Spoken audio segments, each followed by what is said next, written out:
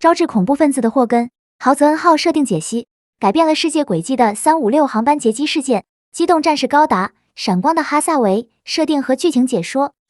豪泽恩号穿梭机也称为豪泽恩号空天飞机，是用于地球和月球之间往返航行的可重复使用飞行器。该型飞行器虽然在定位上属于是运输人员的民用机型，但并没有在民航市场中广泛使用，而是只有政府高官等特权人士才被允许乘坐的公务机型。也因此，豪泽恩号作为宽体远程客机，客舱里一共就仅设了不到30个乘客座位，而且整个客舱都是头等舱的配置。内部不但装饰豪华，且座位十分宽大，其各方面的乘机体验是常见的民航客机无法比拟的。同时，为了保证客舱的私密性，在机舱左侧专门设置了公共区域，将客舱与其他区域分开，然后通过2个舱门来进出乘客所在的客舱。如果遇到突发情况，安保人员还可以守在客舱门位置来保护乘客的安全。而除了客舱这个部分之外，豪泽恩号在整体造型上也是跟民航客机接近。可以看出，机翼部分有融合了超音速客机协和号的设计，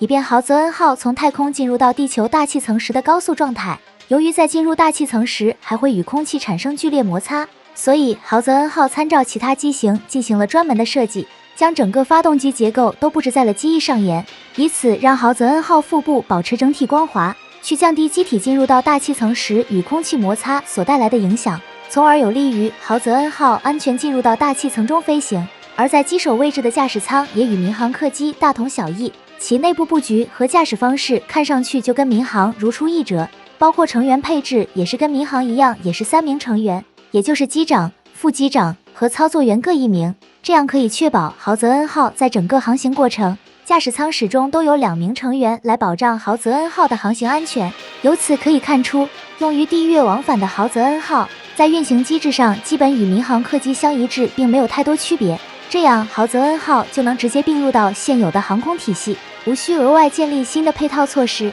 利用现有的机场就能满足豪泽恩号的运营。即使是发生紧急情况，也是按照民航制度的应急程序来进行。比如民航客机应急用的充气滑梯，在豪泽恩号上也有配置，只要配合已有的应急处理制度，豪泽恩号就能跟其他民航客机一样，在发生紧急情况后就发挥出应有的作用。不过，豪泽恩号总归是要横跨空天领域的飞行器，所以在机顶这个位置专门增加了太空用的对接口，以便豪泽恩号与空间站或空间飞行器进行对接。倘若豪泽恩号在太空中遭到险情，舱内所有成员也是从顶部这个出入口进行撤离。不过，这个对接口也存在弊端，很容易给不法分子可乘之机来进行劫机，而这就在豪泽恩号356航班上就上演了这一幕。也就是在 UC0105 年时，有一伙自称马夫蒂的不法之徒就盯上了豪泽恩号356航班。由于豪泽恩号是联邦政府高官等权贵人士乘坐的专机，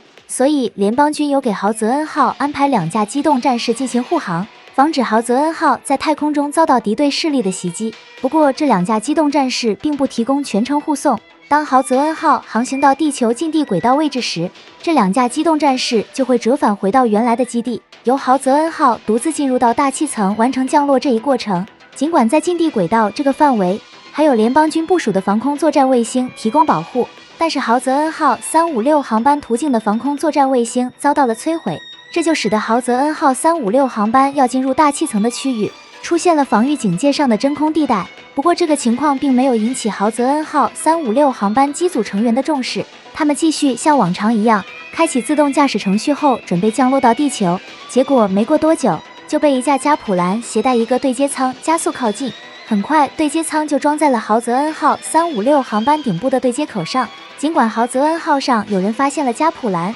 但为时已晚，在对接舱里的数名歹徒立马就打开了舱门冲了进来，然后他们凭借手上武器的火力优势，在枪杀了驾驶舱的机组成员之后，这伙歹徒迅速就完成了对豪泽恩号356航班的控制。可以说，豪泽恩号上所配备的安保力量完全无法与这伙歹徒进行对抗。而在这里需要一提的是，实施这次劫机行动的这伙歹徒是自称马夫蒂组织的人，他们此次劫机的目的是以豪泽恩号356航班乘客作为人质，向联邦政府索取巨额赎金来作为他们组织的经费。虽然他们声称会保障人质的安全，但在面对其中一位联邦高官的交涉时，这伙歹徒便拒绝交涉，直接枪杀了这名高官。由此可见，这伙歹徒可谓是相当的心狠手辣。也就是从这个时候开始，这场劫机事件的走向开始发生了转变。尤其是这趟航班中有一个非常关键性的人物，而这个人物便是布莱杜诺亚的儿子哈萨维诺亚。当他配合歹徒去处理被枪杀的联邦高官时，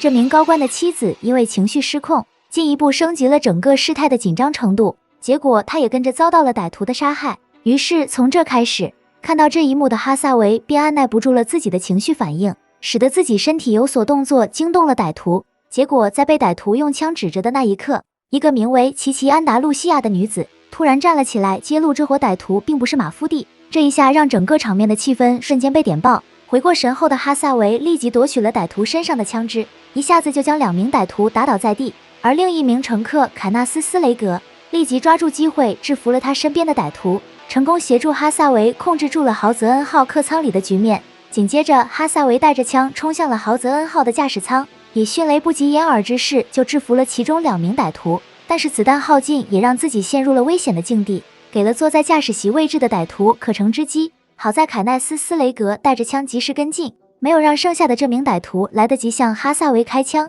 成功让哈萨维逃过了一劫。于是这场劫机事件得以暂时告一段落。而在这之后，这架豪泽恩号356航班便降落在了菲律宾达沃市。之所以选择降落到这个地方，是因为这个地方驻扎有联邦军金伯利部队，该部队是凯奈斯·斯雷格作为指挥官准备赴任的作战单位，这样356航班就进入到了他负责的范围，从而方便他接手调查这场劫机事件。虽然已经初步确认这伙歹徒并不是马夫蒂，属于是来自澳大利亚奥恩贝利的恐怖分子，但仍有很多疑点需要进一步展开调查，特别是以凯奈斯·斯雷格敏锐的处事风格，势必要把这场事件牵扯到的人和事情都要查个一清二楚，他才会善罢甘休。而这对于哈萨维来说，在无形之中就给他带来了一场巨大冲击，也就是他乘坐豪泽恩号356航班的真实目的，很有可能在凯奈斯·斯雷格进一步调查之下浮出水面。到那个时候，哈萨维在马夫蒂中的真实身份就会被察觉。于是从这个时候开始，哈萨维便感觉到了来自凯奈斯·斯雷格的压迫感，似乎预感到了他将会是一个麻烦的对手。到此可以说，这场劫机事件已经给哈萨维的人生轨迹带来了巨大变化。